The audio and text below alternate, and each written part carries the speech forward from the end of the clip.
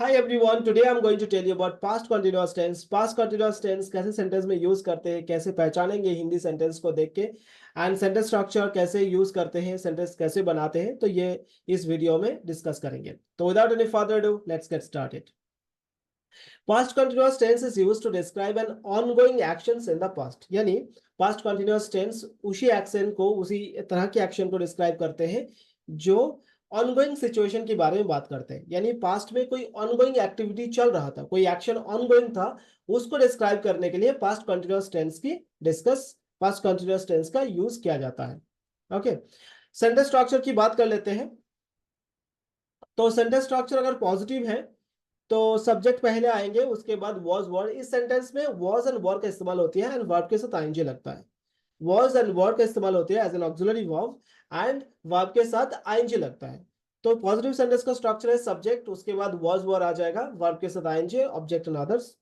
Negative sentence subject was not, were not, verb के साथ ING, object and others. Interrogative sentence आएगी was were plus subject plus verb के साथ ING, object and others और others. Interrogative जो negative sentence और negative interrogative भी कहा जाता है, तो नेगेटिव इंट्रोगेटिव सेंटेंस की स्ट्रक्चर होगी wasn't and weren't and subject plus verb के साथ आईएनजी, ऑब्जेक्ट और अदर्स। डब्ल्यूएच क्वेश्चंस की एग्जांपल होगी और सेंटेंस स्ट्रक्चर होगी WH word plus was word plus subject plus verb के साथ आईएनजी, ऑब्जेक्ट्स और अदर्स। ओके, अब बात कर लेते हैं कहां पे was यूज करेंगे, कहां पे were यूज करेंगे। जो सिंगुलर सब्जेक्ट होगी तो उसके साथ was यूज करेंगे। For example I, he and she. Plural subject होंगे तो वहां पे वर का इस्तेमाल होगी, लाइक वी, दे, बॉयज। इस तरह की सब्जेक्ट के साथ हम लोग वर यूज करते हैं।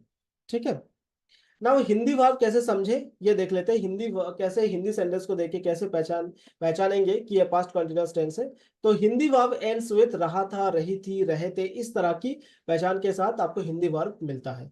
ठीक है, अगर आप देखेंगे कि रहा था, रही थी, इस तरह के पहचान आपको मिल रहा है तो पास्ट कंटिन्यूअस टेंस को देख के डिस्क्राइब करना होगा। ओके, नाउ बात कर लेते हैं अफर्मेटिव सेंटेंस की।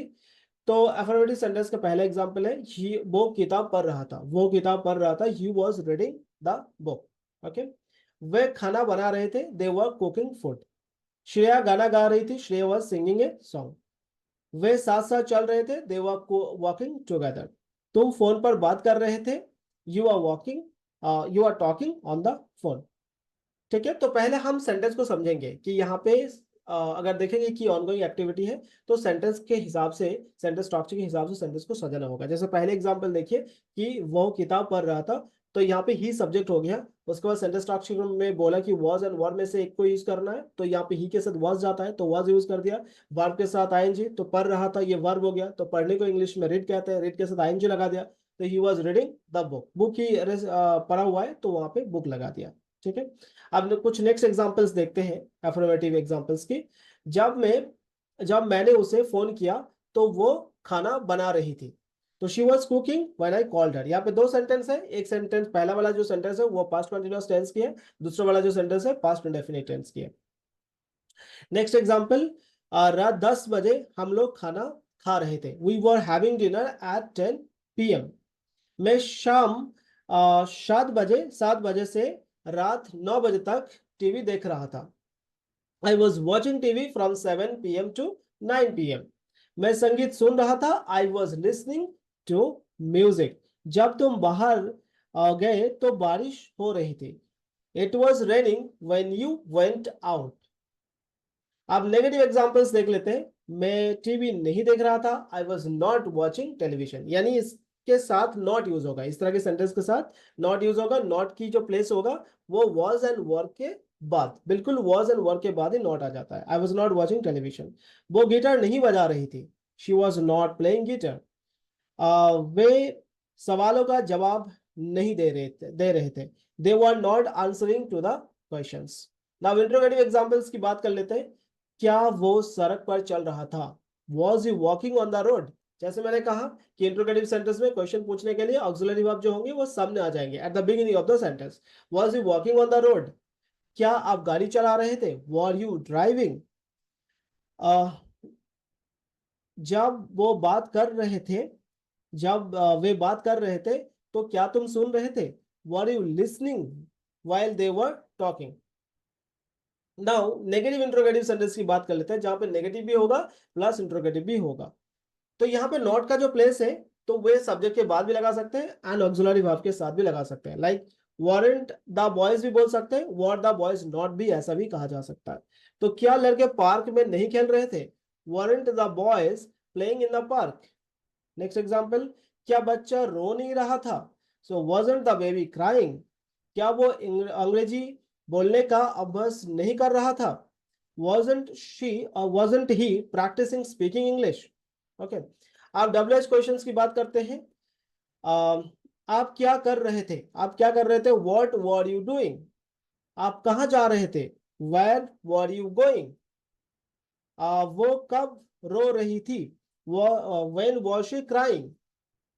ओके, सो आप कुछ सेंटेंसेस की बात कर लेते हैं। ये तो रहा आपकी बेसिक आइडियाज जो मैंने आपको दिया है पास्ट कंटिन्यूअस टेंस के बारे में। अब कुछ सिनेरियोस के बारे में बात कर लेते हैं जो आपको पास्ट कंटिन्यूअस टेंस यूज करने में और भी मदद मिलेगा एंड आपको एक अच्छा सा अंडरस्टैंडिंग पास्ट कंटिन्यूअस टेंस के बारे में मिल जाएगा। देखिए, जब कोई भी एक्शन, पास्ट का कोई भी एक्शन चल रहा है एंड कोई एक्शन उसको इंटरप्ट कर देता है, कोई पास्ट का और कोई एक्शन उसको इंटरप्ट कर देता है, तो पास्ट कंटिन्यूअस टेंस यूज करना बहुत कॉमन है। जैसे आई वॉज वॉचिंग टेलीविजन, ये एक्शन चल रहा था and then she called me. तो व्हेन शी कॉल्ड मी, तो ये एक्शन, उस टीवी देखने का जो एक्शन है उसको इंटरप्ट कर दिया। तो यहाँ पे मैंने जो अनगोइंग एक्टिविटी है उसको मैंने डिस्क्राइब किया, I was watching television when she called me.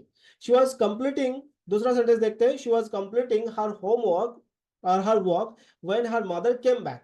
तो she was completing her work, वो अपना काम कर रहे थे, when her mother came back, जब उसकी मम्मी वापस आई। तो वो अपना होम वर्क कंप्लीट कर रहे थे जब उसकी मम्मी आई, राइट। तो यहाँ पे मम्मी आने के साथ साथ उसका जो जो वर्क करने का जो कंप्लीट कर रहा था, तो वो इंटरप्ट हो गया।